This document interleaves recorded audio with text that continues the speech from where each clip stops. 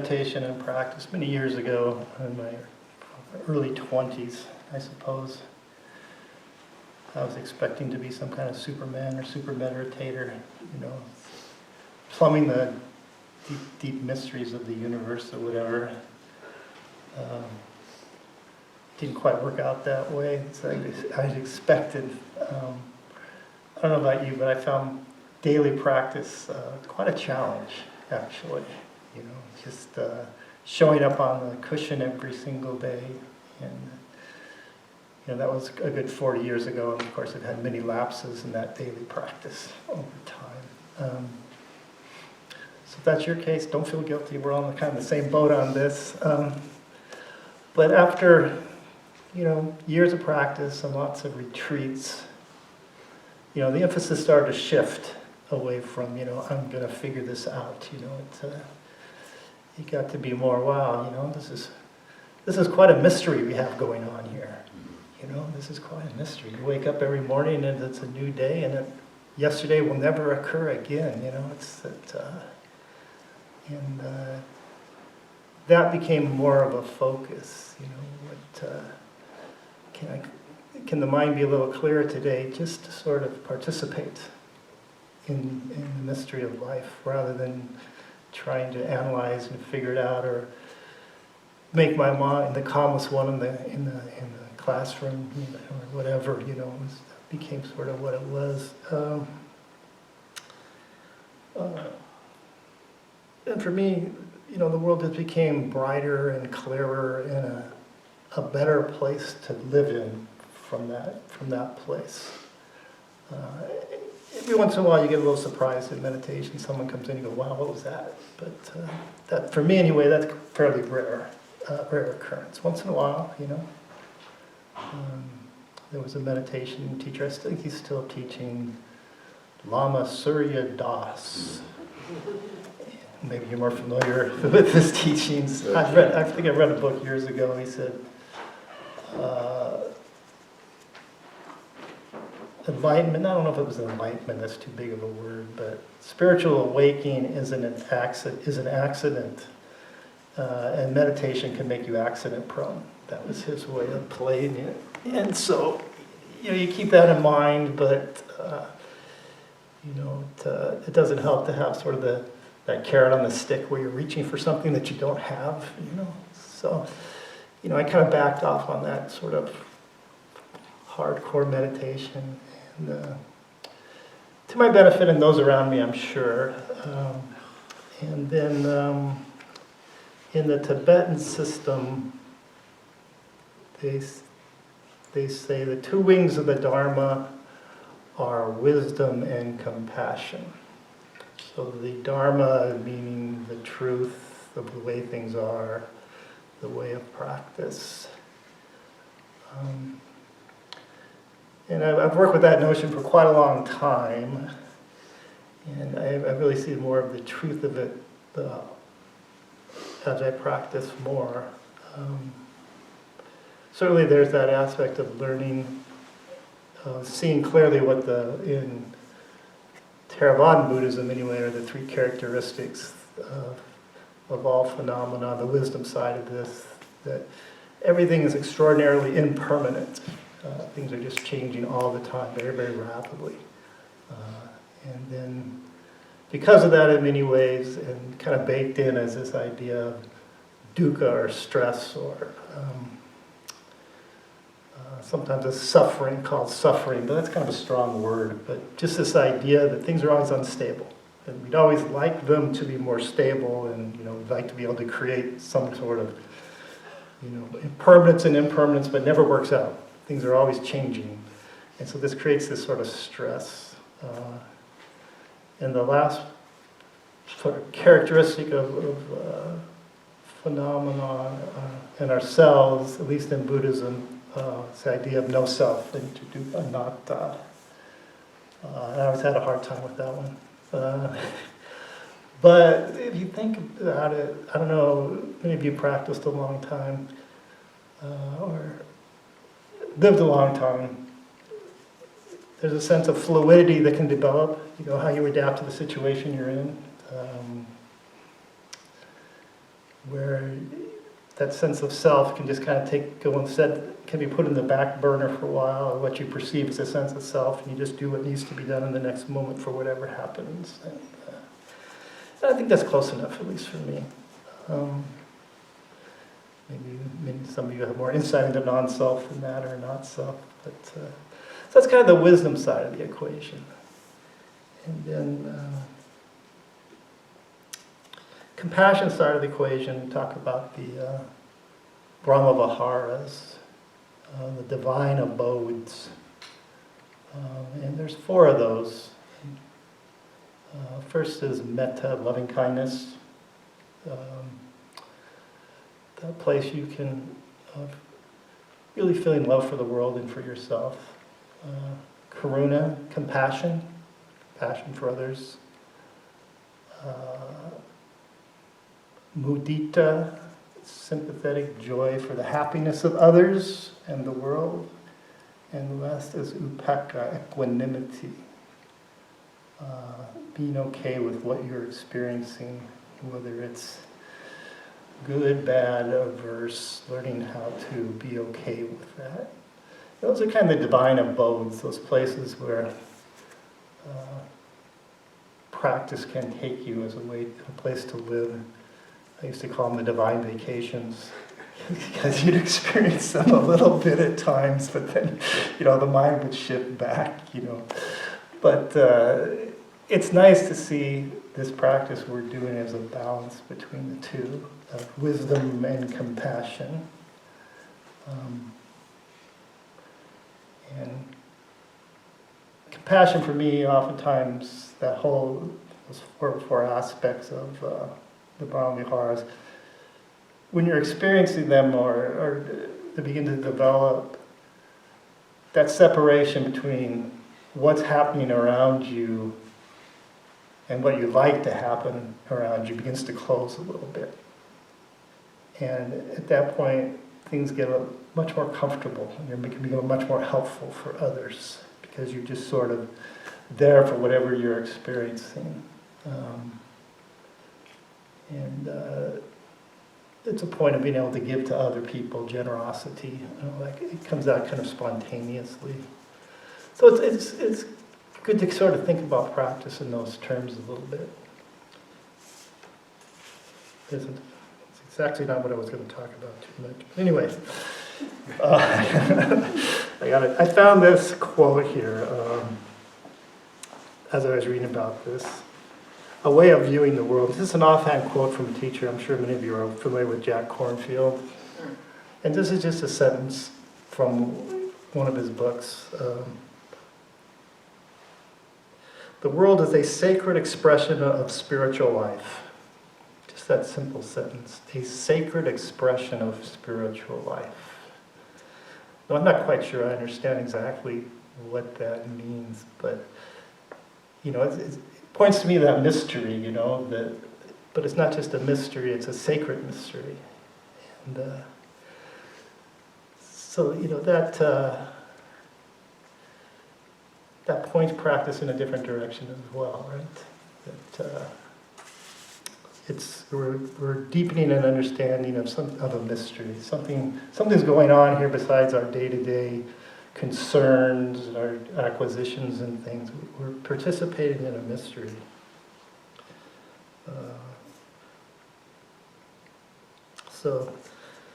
And I think when you think of it that way, I don't know exactly what I wrote for that, but what a joy to be alive, to be aware. I mean, just that basic fact, we are here.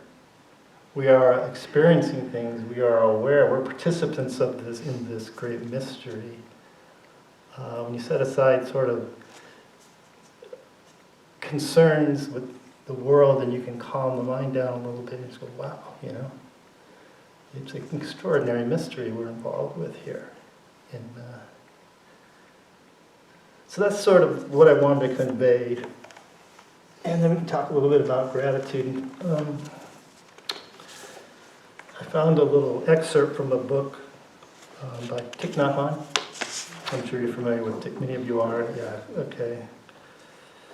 I'll just read this little section here. So, about 30 years ago, I was looking for an English word to describe our deep interconnection with everything else. I like the word togetherness, but I finally came up with the word interbeing. The verb to be can be misleading because we cannot be by ourselves alone. To be is always to interbe. If we combine the prefix inter with the verb to be, we have the word interbe. To interbe and the action of interbeing reflects reality more accurately. We inter-are with one another and with all life. I think I'm going to read another paragraph here real quick. There is a biologist named Lewis Thomas whose work I appreciate very much. He describes our human bodies as shared, rented, and occupied by countless other tiny organisms with whom we couldn't move a muscle, drum a finger, or think a thought. Our body is a community, and the trillions of non-human cells in our body are even more numerous than the human cells. Without them, we could not be here in this moment. Without them, we wouldn't be able to think, or to feel, or to speak. There are, he says, no solitary beings. The whole planet is one giant living, breathing cell with all its working parts linked in symbiosis. So I really like that. We're all interbeing together, interconnected together.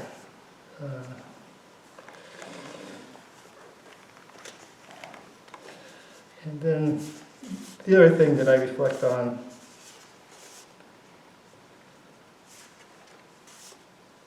we're all born human. We're human beings on this planet. How many other different life forms are there on this planet? And we get to be human. And maybe it's hard, I'm sure it's not easy, but we have this level of awareness and the ability to manipulate our environment, to think in symbols, all these things, the technology we have. We're sharing in that, you and I. That's pretty much a miracle if you think about it, of all the life forms that have been around.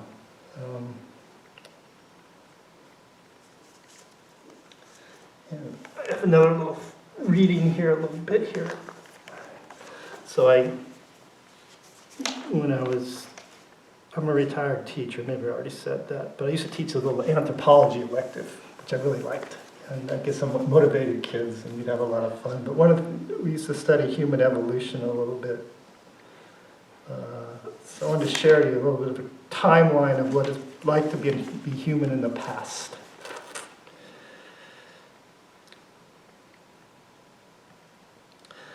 By 1.8 million years ago, early humans had dispersed from Africa to Asia.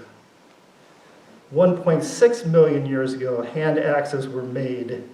Hand axes technology were used for more than 1.2 million years. One tool for 1.2 million years. By 800,000 years ago, early humans had control of fire. By 400,000 years ago, early humans made shelters, and they made wooden thrusting spears. 250,000 years ago, the evidence of first symbolic thought. How do we know that? There was evidence of the first crayons. Somebody were writing on something. 200,000. Modern humans began to evolve in Africa. They gathered and hunted food like earlier human species. 160,000. Modern humans had evolved prolonged periods of childhood growth as found in people today. 100,000 years ago, earliest recorded purposeful burial. This is one I find interesting. About 74,000 years ago, we almost went extinct. There was a severe drought in Africa. And it's estimated there was between about 10,000 between 600 and 10,000 people of adult age. 10,000 and 600 people, is that what I said? I hope I said that correctly. It was a genetic bottleneck. So you and I are very, very closely related as an animal species. You're looking at your cousins here, or whatever you want to say.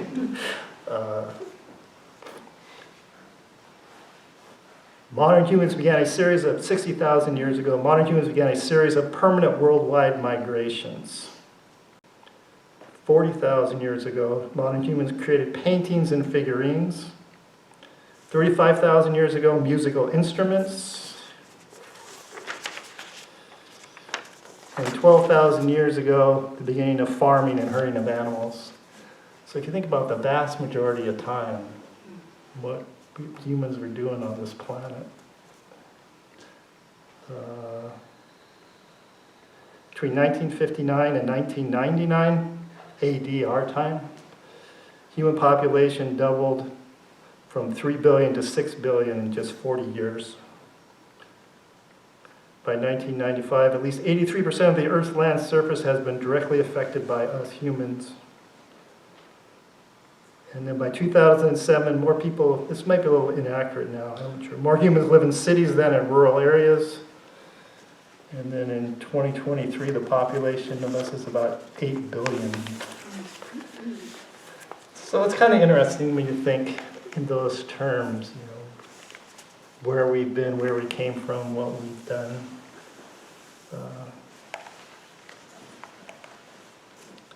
And then the Buddha's teachings emerged about 2,500 years ago. So it seems ancient, but it's relatively new. It's relatively new. So here we are sharing all this. I don't know about you, but I'm sort of grateful for this life I have. Modern technology,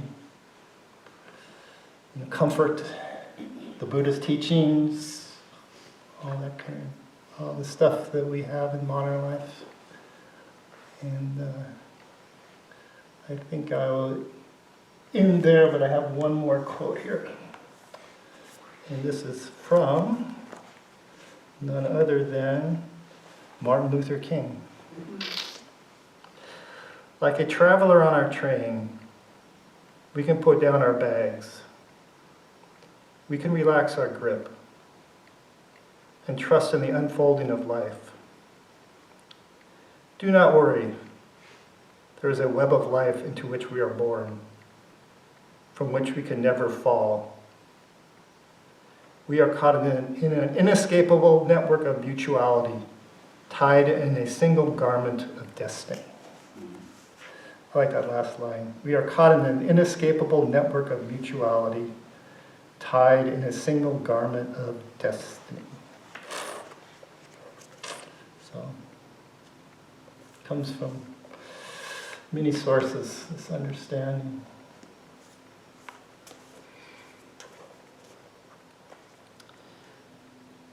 Would you like to do a little gratitude meditation with me? Okay, very simple one. You can be as comfortable as you'd like. So,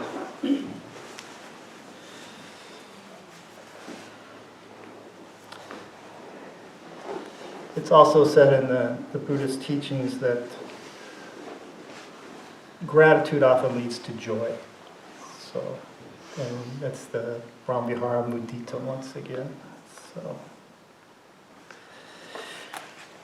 this will only go about maybe 7 minutes. So,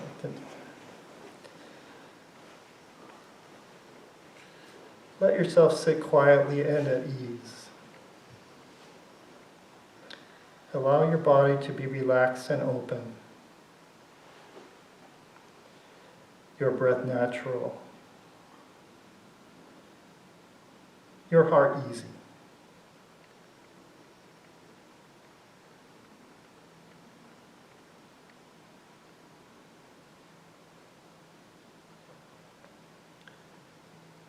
Begin the practice of gratitude by feeling how year after year you have cared for your own life.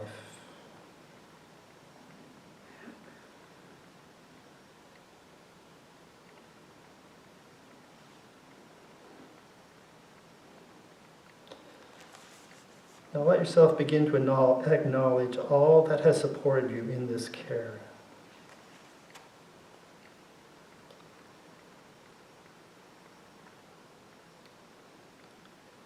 With gratitude, I remember the people, animals, plants, insects, creatures of the sky and sea and air and water, fire and earth, all whose joyful exertion blesses my life every day.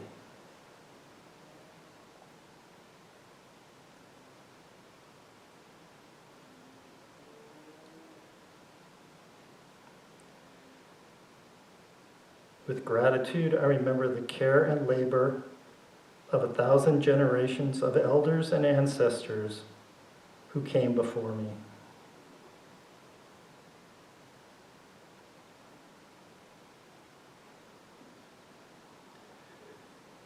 I offer my gratitude for the safety and well-being I have been given.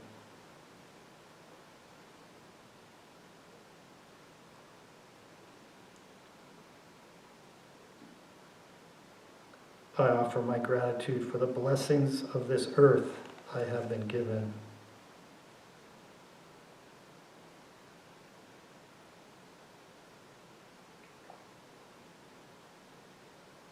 I offer my gratitude for the measure of health I have been given.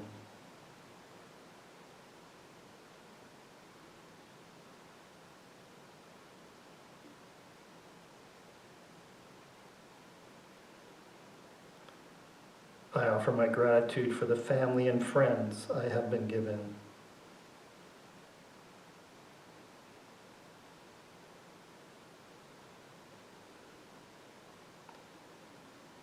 I offer my gratitude for the community I have been given.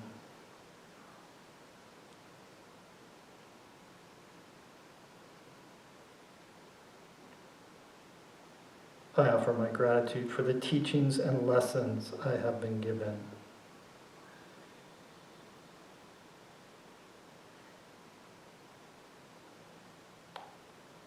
I offer my gratitude for the life I have been given.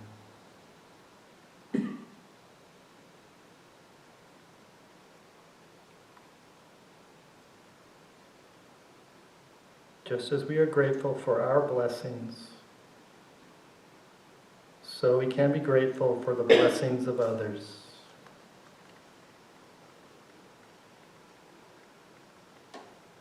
Continuing to breathe gently, bring to mind someone you care about, someone it is easy to rejoice for.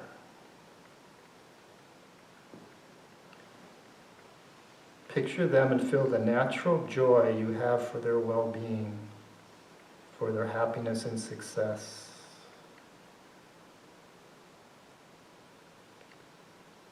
With each breath, offer them your grateful, heartfelt wishes. May you be joyful.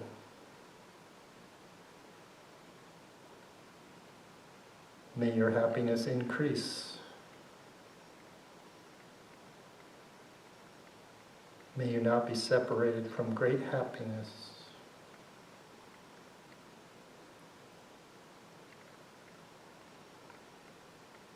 May your good fortune and the causes for your joy and happiness increase.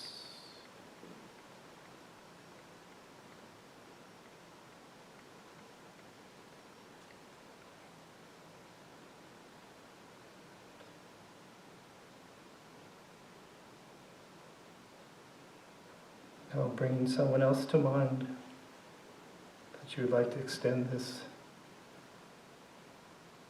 heartfelt wish of happiness to.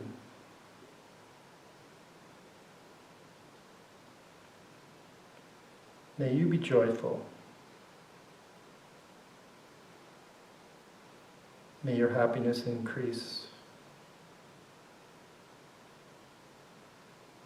May you not be separated from great happiness.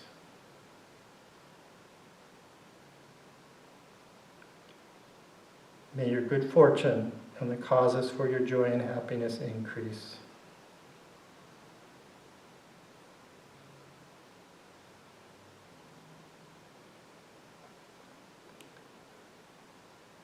now perhaps thinking of a group of people, community perhaps, or country.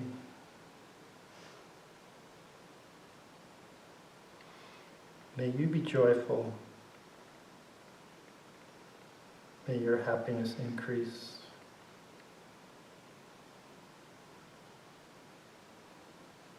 May you not be separated from great happiness. May your good fortune and the causes for your joy and happiness increase.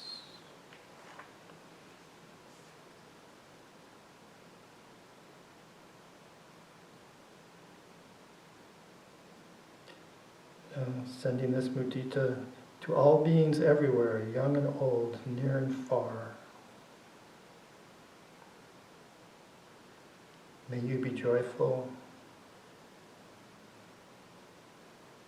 May your happiness increase. May you not be separated from great happiness. May your good fortune and the causes for your joy and happiness increase.